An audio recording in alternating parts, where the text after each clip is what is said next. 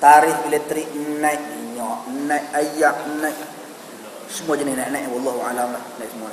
Tuan-tuan dan puan-puan sekalian, kita kena faham satu benda. Apa saja yang naik, sekiranya dinaikkan oleh kerajaan yang memerintah, apa saja yang dinaikkan, maka kita sebagai rakyat, kita kena taat. Mungkin akan ada orang kata, oh, jenuh kami, yang lunak, yang lunak, yang lunak, yang lunak. Tuan-tuan dan perempuan sekalian, kata Nabi, kalau kata Nabi di dalam hadis, isma'u wa ati'u li ulil amri minkum walau daraba dhahrakum walau akhadha malakum. Dengar dan taat kepada pemerintah walaupun dia mengambil harta benda kamu, walaupun dia memukul belakang-belakang kamu. Ada orang kata dia boring dia dengar hadis ni. Kalau dia boring, mampu pikat dia. Kita bercakap, kita membacakan hadis Nabi SAW. Kalau boring, terpulang.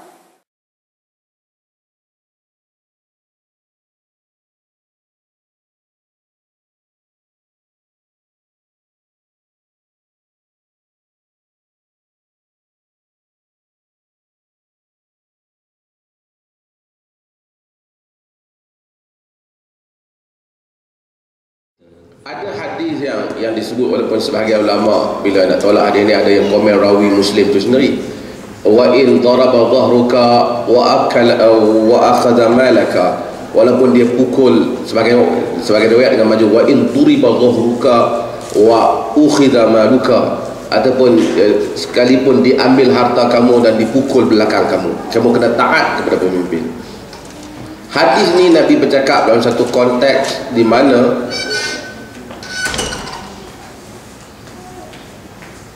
kalau kita bangkit menentang, bukan saja harta dengan belakang kena pukul, nyawa terbang. Kerana kita tengok Nabi sendiri dalam banyak keadaan, baginda SAW bagi peluang sehingga orang, Nabi pukul sahabat pun Nabi benarkan mereka balas balik yang dipukul. Berlakunya adanya kisah Umar bin Khattab sebelum itu buka ruang bagi orang kritik dia dan ambil tindakan balas terhadap pemerintah dia, gubernur-gubernur dia dalam kes Osman. Jadi kita tahu Nabi tak benarkan kita bertindak pada pemerintah yang mana kita bangkit menentang tu, kerugian jauh lebih besar berlaku. Saya cakap dalam konteks Malaysia, umpamanya katakanlah pilihan raya kali ini datang kurang adil, katakanlah, saya tak kata tak adil, katakanlah, jadi kemudian ada orang buat keputusan nak keluar ke jalan raya, nak buat macam Syria, tentu haram. Kerana apa yang kita dapat ini lebih baik daripada apa yang kamu akan buat itu. Haram. Tapi dalam konteks Syria berbeza. Dia bawa senjata tembak rakyat sembelih, duduk pun mati, kongkongnya lawan belum tentu mati kan. Jadi keadaannya berbeza. Di dalam konteks Mesir, rakyat Mesir tak tumbang, tak keluar dengan senjata. Dia keluar ke jalannya, tapi dah ada pemerintah bunuh dia. Tapi masalahnya lebih besar. Di dalam konteks Mesir kita nampak keuntungannya lebih besar daripada beberapa nyawa yang terbang. Nabi suruh sabar kerana Nabi tak mau umat dia mati di tangan pemerintah yang zalim. Itu maksudnya. Ada yang salah. Tapi ada orang baca hadis ni kerana nak defend pemerintah, seolah-olah pemerintah pula jadi betul walaupun dia pukul belakang kita. Bukan Nabi defend pemerintah, Nabi nak selamatkan kita. Lepas tu dia pergi. Kalau ulama dahulu tak bagi sahabat sebahagian keluar menentang pemerintah takut nyawa terbang, tapi ulama berdiri mengkritik pemerintah yang zalim.